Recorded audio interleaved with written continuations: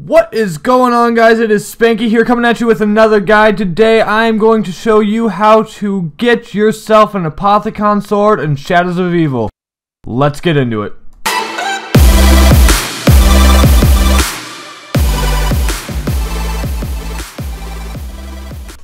Alright, so first I'm going to start off by pointing out that my audio is probably not going to match with my video. I'm just going to go ahead and explain how to do this. You can watch the gameplay. I basically take you through step by step on what you need to do to get this sword. The first main step, it doesn't have to be done first specifically, but the main step that you have to have done is ride the trains. There are 3 windows when you're riding the trains that you can look and see. There are little symbols, and you'll see this in the video in the gameplay. The way that I do it is I go from Footlight District to Waterfront District to Canals District on the train. So I start in the Footlight District and ride that train after I do the rituals and everything. Again, rituals don't have to be done first, but I typically do them first as I'm going through getting the symbols and everything.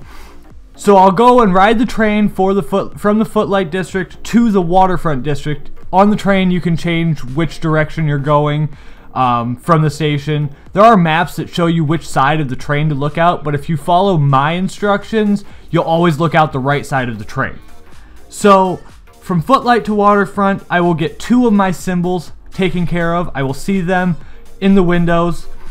Then I will go from Waterfront to Canals. If you missed the second symbol from Footlight to Waterfront, you will get a chance to see it again when you go from Waterfront to Canals.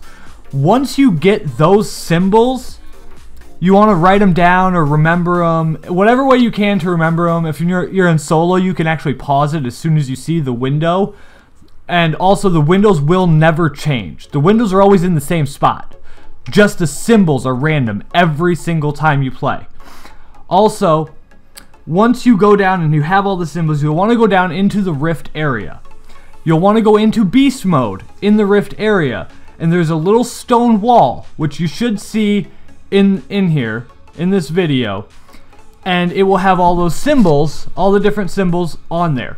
You will want to use your left trigger to shock the symbols that you saw and wrote down. Once you write those down, you get those, the wall will disappear once you get it correct. Once that wall disappears, you will take, there's going to be 4 eggs behind that wall there. You're going to grab one of those eggs. It is each character specific. So you'll want to grab one of those eggs and turn around, and there should be a box statue right behind you. I don't know if you guys have seen those box statues, but there's 4 box statues, 1 in each district, and then 1 down in the Rift area. Bust those open with Beast Mode, which is melee, your right trigger, or your melee attack, which I think you can, no, yeah, you use melee, not right trigger, I'm sorry. Once you bust those open, you'll want to take that egg that you picked up and put it inside of the statue. Just go up and press X or square if you're on PlayStation. Once you press that and get it on there, you'll want to start killing zombies by these statues. There are 4 different statues, like I said, 1 in each district and then 1 in the Rift. It takes about 12 zombies or so to fill up the egg at each statue. I will point out though, the hardest one to do is Waterfront in the Boxers area. That statue it's very hard to get done, so I would do that one as early as possible after doing the Rift one because it's right there. So once you do that, you'll go ahead and fill up your eggs. Once you fill up your eggs, you will be able to take your egg back down to the Rift area where you originally picked it up, and you will be able to place it back down and get your sword. I want to point out, this sword is awesome, okay? The upgraded sword is 10 times better. The first sword is okay, but I'm referring to it being awesome because of the upgraded sword and how amazing it is. I will be making another video on how to upgrade the sword after this one. I just wanted to make this quick tutorial for you. A few side notes that I'm going to point out to you guys here. You will hear a sound once you've filled up your egg, once it is actually full, you'll hear a sound go off. It'll be like a little ding, and it will be glowing. You will pick it up and move on to the next statue. And if you're playing with multiple people, it is going to be your kills that count. So each person would have to get 12 eggs or 12 kills for their egg to be filled. So that's another step that you kind of have to keep in mind. Sometimes you'll separate a little bit, and that would be fine too, to just separate to get your kills. Go to different statues per round, whatever you need to do it. And I think that's about it.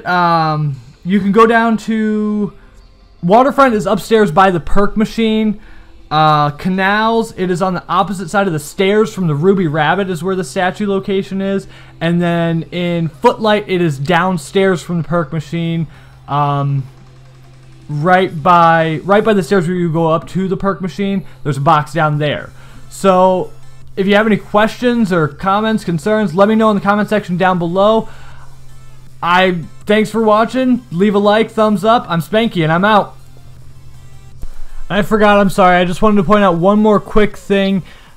The bugs and meatballs, if you're playing and you get a bug or a meatball round, those do not count as souls towards filling up your eggs. So that's another, I did put a clip in there proving that fact, that they do not count as filling up your soul boxes. So if you get a bug or a meatball round, basically just leave your egg and come back to it next round, because it's not even worth it. You get cornered, things like that. Go to an area where you feel comfortable running around and take care of the bugs, and then go back to your egg at the beginning of the next round.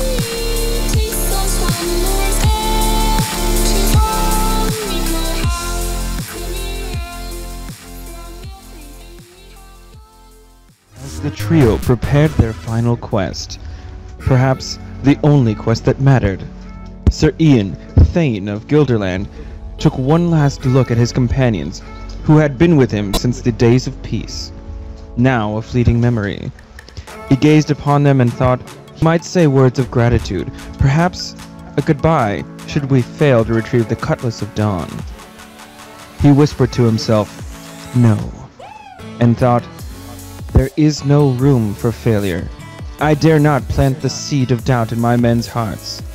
Instead, Sir Ian sat down in the dirt amongst his men, so that they might, for once, dine as equals, and it was sufficient, for the men themselves knew that the forces of the undead may yet triumph.